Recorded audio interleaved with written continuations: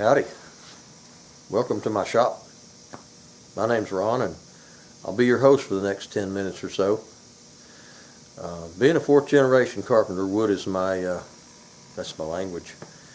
It's my living, it's my hobby, it's my passion. One of those passions is making stocks. I've never had any formal training in this.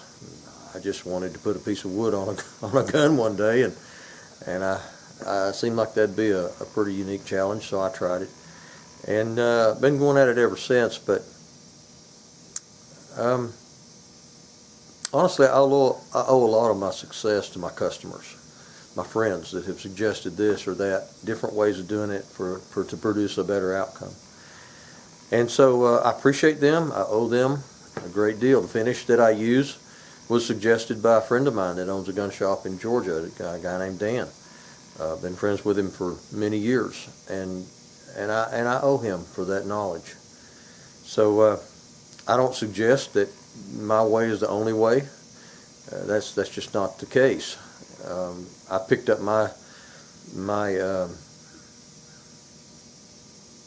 abilities to do this from watching other people and seeing other things and then figuring out how to do that.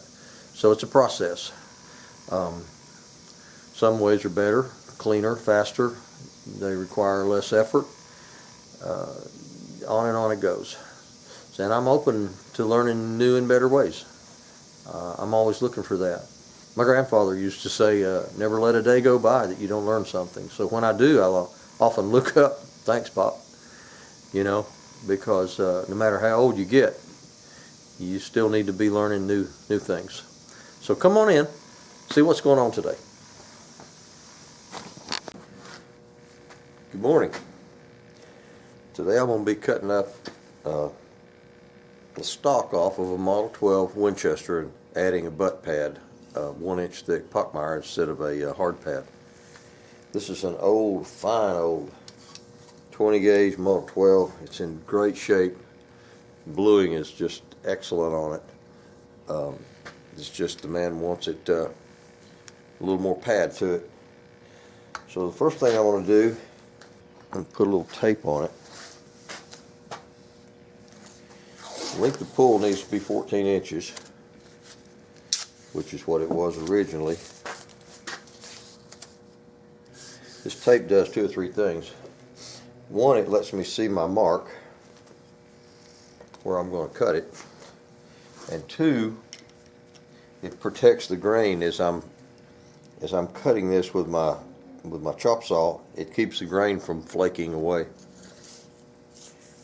Now, this man wants 14-inch trigger pull, and that pad is 1 inch thick. So I'm going to cut this off at 13. Now the rule, well, I'm just going to parallel this original cut because I know it's right. This gun is, I don't know how old it is. It looks like it could easily be from the 60s. I haven't run the numbers on it to see, but it looks like it could go from the 60s. But it had a crack in it, a little bit of a crack right in here where it's thin. I glued that back because I knew I was going to be doing this. I had to wait on a pad. Everybody knows COVID affects butt pads. I couldn't get it for a long time. Now I'm going to pull that stock off of there so I can handle it easier.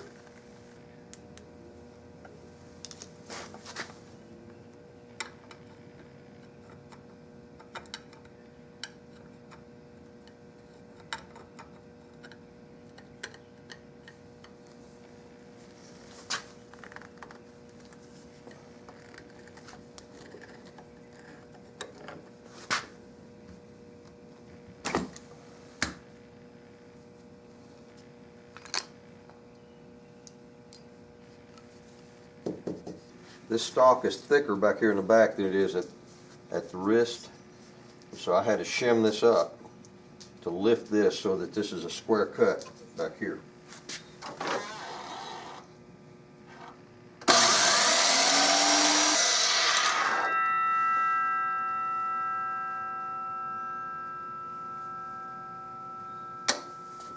One thing you got to watch about is inside of most butt pads, there's a metal insert that goes around inside this thing. And if you grind too far in on the sides and bottom, you'll hit that piece of metal, and you'll see metal on the outside of it. And if you do that, the pad's ruined because the metal will rust. The metal is for strength. The metal has to be there to make it strong enough to absorb the pressures that it takes. But you have to stay away from that metal. I had to wait a long time on this pad because it's a small size, because this required it. Having said that, this the Pockmeyer, anyway, I don't know about other companies, but Pockmeyer, which is a really good pad, has a sketch here, and it tells these different letters and numbers coincide, and it tells you the size of this insert width, and that's 1.32 inches. So I've got to make sure, I've actually already made sure that this fits well. But that's important to keep in mind. These screws require an 1/8 of an inch pilot hole.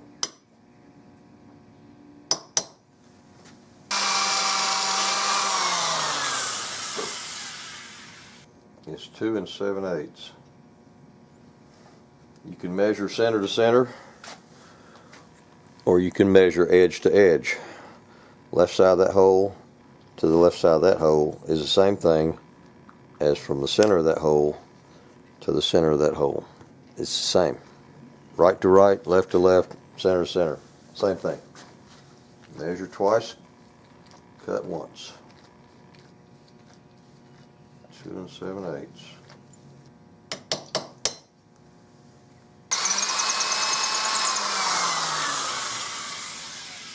Now, just to keep from having a void in here, I'm going to go ahead and plug these old holes just to keep moisture, oil, or anything from getting in there. And I'm going to seal the back of this with a good quality sealer, so in case it does get into contact with moisture and oil, it'll seal that out. So people use a matchstick for this, and that's fine. Mainly the glue that you use to get it in there with is what seals it.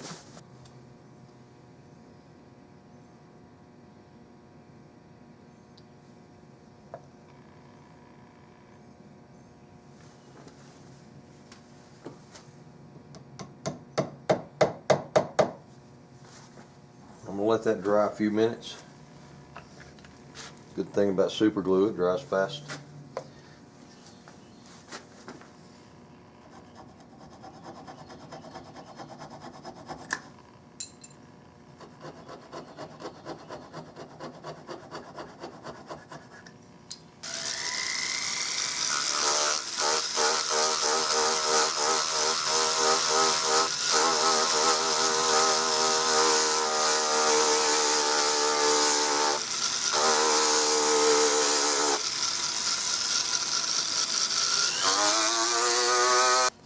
Now I'm going to locate the holes in this pad.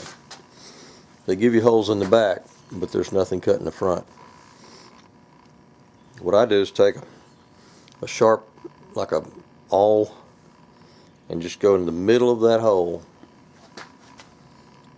find the very center of it inside here, and punch a hole through it.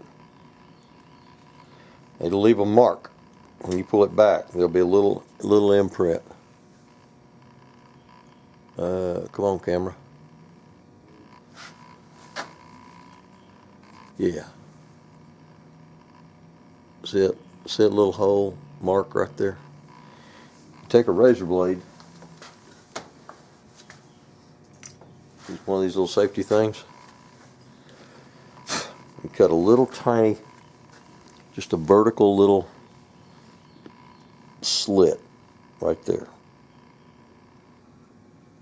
Just barely poke it in there.